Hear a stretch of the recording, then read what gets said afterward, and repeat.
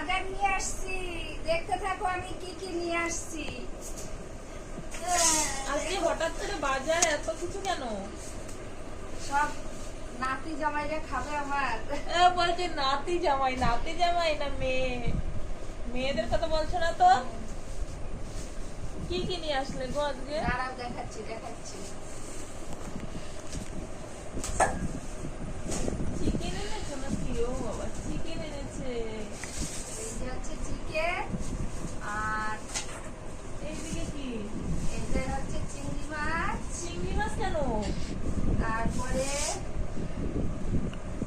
এই দেখো কি কলা, বন্ধুরা বলতে পারবা এটা কি কলা? এটা ঠুটে কলা বলে না? নিচে। নিচে কলা। ও তারপরে এনেছি হচ্ছে টমেটো। আচ্ছা। তারপরে এনেছি পটল। ওমা, এগুলো ঝাল খেতে বিরাট মজা লাগবে, বেশ বড় বড় কাশি কাশি। তারপরে এনেছি ভেন্ডি। আর কি এনেছি বের করো সব বাজার বাবা আজকে দেখো। তারপরে এনেছি পেঁয়াজ। এই অবধি দেখতে থাকো। আর ওইদিকে আম এনেছো কবে? আর হ্যাঁ, এই যে আম।